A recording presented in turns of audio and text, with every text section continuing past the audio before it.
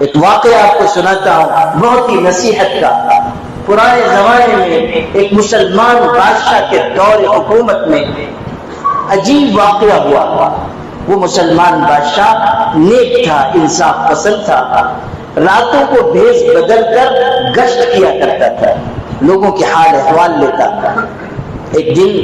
وہ گشت کر رہا تھا، حلیہ بدلا ہوا، بھیس بدلا ہوا، چند سپاہی ساتھ میں تھے اور بادشاہ عام لوگوں کے لباس میں گلیوں میں گشت کر رہا تھا۔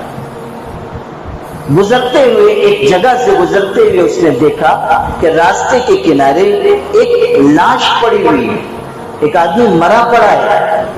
اور عجیب بات ہے، لوگ گزر رہے ہیں، کوئی اس کے قریب بھی نہیں جاتا، کوئی اس کو دیکھتا بھی نہیں، کوئی اس کو اٹھانے کے لیے تیار نہیں، کوئی اس کو دفن کرنے کے لیے تیار نہیں۔ بادشاہ کو بہت حیرت ہوئی۔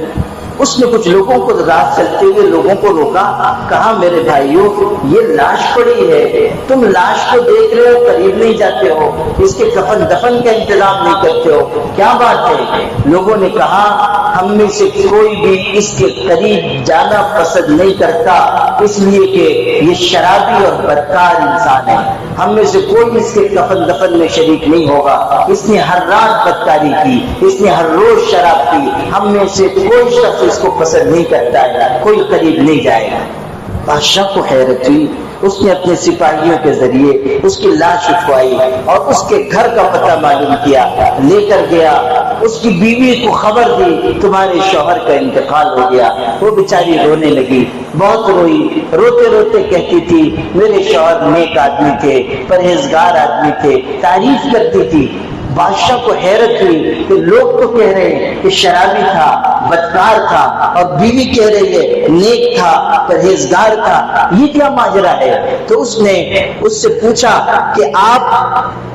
یہ کہہ رہے ہیں کہ آپ کا شوہر نیک تھا، پرہیزگار تھا، لوگ تو یہ کہہ رہے ہیں کہ وہ شرابی تھا اور بدکار تھا، عجیب بات ہے۔ تو وہ اور رو پڑی۔ اس نے کہا میں زندگی میں بھی اپنے شوہر کو کہتی تھی کہ تمہاری حرکتیں ایسی ہیں کہ لوگ تم کو برا سمجھتے ہیں، برا خیال کرتے ہیں، حالانکہ حقیقت میں تم نیک ہو۔ اور اس کا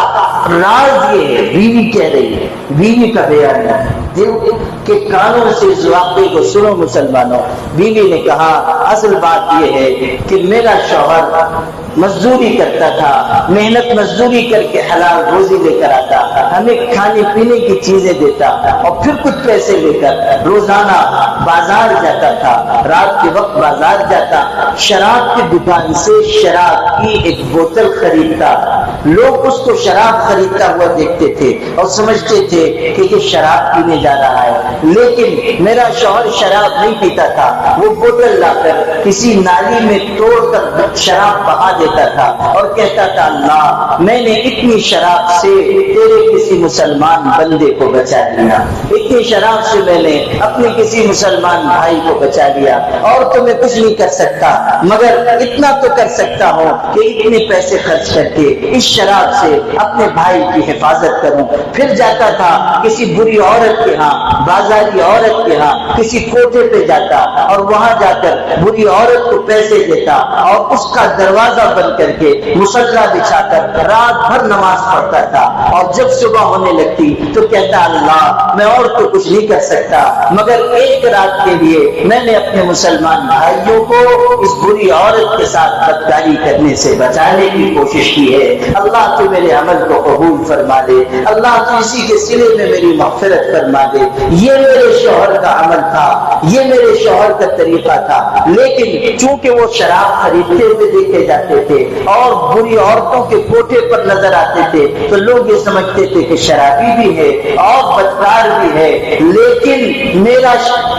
شوہر اصل میں حقیقت میں بہت نیک تھا۔ البتہ میں زندگی میں اپنے شوہر سے کہتی تھی کہ دیکھیے آپ کا عمل ایسا ہے کہ آپ کو لوگ برا سمجھتے ہیں، جب آپ مریں گے تو کوئی آپ کے جنازے میں شریک نہیں ہوگا، کوئی آپ کے قریب آنا پسند نہیں کرے گا۔ اور میرا شوہر مجھ سے یہ کہتا تھا کہ اللہ کی بندی نیکی کبھی ضائع نہیں جاتی، نیکی کبھی برباد نہیں ہوتی، یاد رکھ نیکی کبھی برباد نہیں ہوتی، جب میں مروں گا تو لوگ خود بادشاہ وقت بھی میرے جنازے کو کھانا دینے کے لیے آئے۔ بادشاہ ہے. بس یہ بات سننا تھا کہ اس بادشاہ کو رونا آ گیا.